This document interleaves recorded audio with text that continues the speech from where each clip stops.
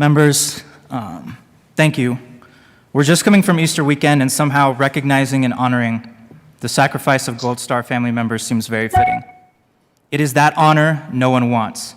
It's made that much more pointed and painful in a time where we as a nation have sustained decades of combat and conflict, in a time when we have an all-volunteer fighting force.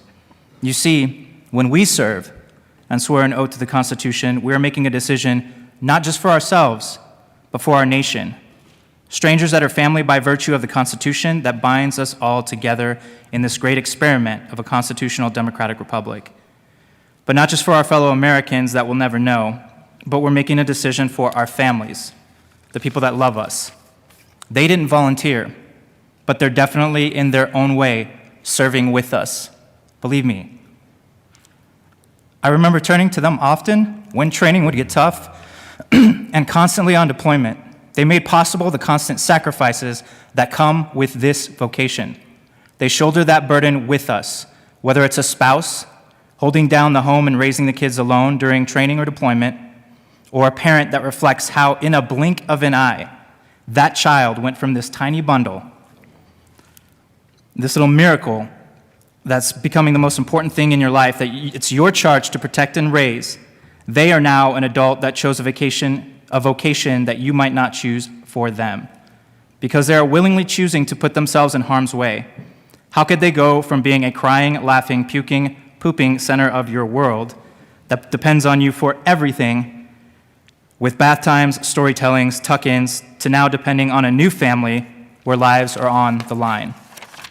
How could they go from a sister climbing trees with you who is just as ready to play Army as you were to play Castle Time or Tea Time with them? And now she is responsible for leading soldiers in combat herself. A younger brother you would help take care of, the prank wars that would drive your parents crazy, or the endless back and forth of a jump scare war that probably lasted longer than it should well into adulthood. Now at the controls of an aircraft, fighting to save the lives of their new brothers and sisters being ambushed on the ground during deployment. You see, we have to try and put ourselves there if we're going to begin to fathom what it is to be a Gold Star family member, the honor that no one wants. For those of us that served, Gold Star family members forever have an important place in our hearts. Oftentimes, they become a part of our own extended families. We have Halloween parties, birthday parties, barbecues, mandatory fun time that we have in the military. They become our extended family. One of the most powerful aspects of service are the amazing men and women we serve with. And when I asked Gold Star parents and family members what they wanted me to keep in mind, the one thing that they said is, we didn't do anything special. I wanted to argue with them, but I'm not going to argue with Gold Star parents. We want you to remember our service members. So to that end, I'm going to tell a couple stories. If you would go ahead and put the first photo up.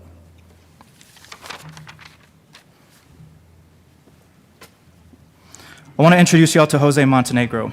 He is the son of Texas, from the border town of Harlingen. He was a part of my squadron, my battalion flying OH-58's Kiowa Warriors. He was a mentor, a friend, a brother. He was outgoing, loved biking, motorcycles, was a blast to be out with, humble yet proud, that somehow mixed love and compassion with strength and a fight like you wouldn't believe. And whether he knows it or not, he saved my life. He's a part of the reason I'm here. Not just alive, but here serving in this chamber with all of you. When I survived my crash, it's difficult going from being a hard-charging aviator to not even being able to sit up in bed under your own power. And he took his precious time off during R&R, scooped his sister, who you see up there, his mom, and their kids, and came to visit me when I was at Walter Reed. And he saw that I was in a really bad way. I confided in him, I don't know if I'm ready for this journey. Part of me wishes I would have died in the crash. Seeing a brother in need, he said, don't say that, hermano. I know you're still here for a reason. You're one of the smartest ones among us. You have to promise me you're going to pick yourself back up and you're going to keep serving this country in the ways that I know you can. I don't make promises I don't intend to keep, and I was not in a place to hear it then. So fast forward to August. It was about a month before everyone was supposed to come home, so I knew that if I didn't make that promise to him, that he would be one of the first ones to get in my face. And I was in a better place, so I did. I wake up on the 5th of September, my phone is blown up, and another Kiowa went down on deployment. And it was his and another friend, Talia Ramirez. If you'll go ahead and put up the next photo.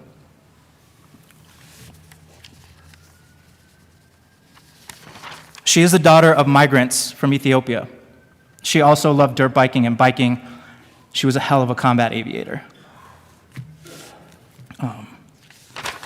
The next story I'd like to end with is one of our own sons, the Sons of Colorado. If you could please put up the next photo.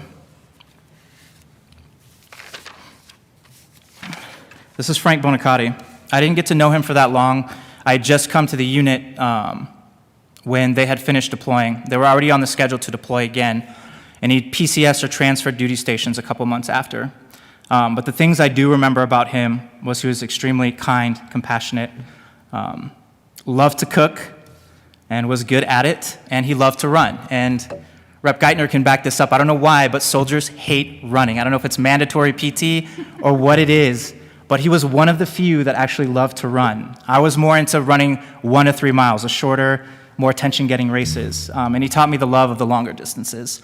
And it was just therapeutic, meditative, and we had great conversations. His family would go on and impact policy here. He truly is a son of Colorado. That memorial for the fallen that is across the street here, it was his family that helped work on that and turn it into a reality. I never got the chance to meet his mother while he was in, but in passing through the VA, getting my wheelchairs worked on, I saw his face on a bag with his name tag on the bag of an elderly woman. So I rolled up, and sure enough, it was Sylvia, his mom.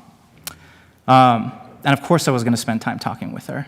And she was one of the ones that I conferred with. And the one thing that she asked me to convey to you all is to please remember, do not let the sacrifices of those few be forgotten. So being a Gold Star family member is an honor that no one wants. They bear a heavy burden, loss and sacrifice that they didn't volunteer for. We that serve take that journey with them in our own ways. We remember our fallen, we keep their memory alive through stories and how we allow their lives, and the best in them to come out through us and how we continue to live our lives. My ask is that you honor them by listening to their stories when you get a chance, share in their grief if you find them in a state of grief, share in the joy and in the best of their service member if they decide to share that with you. To my Gold Star family members out there, we love you. You are always considered family and will always be treated as such.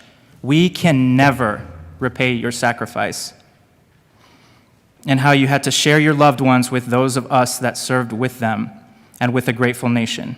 You'll always have a special place in our hearts. Thank you.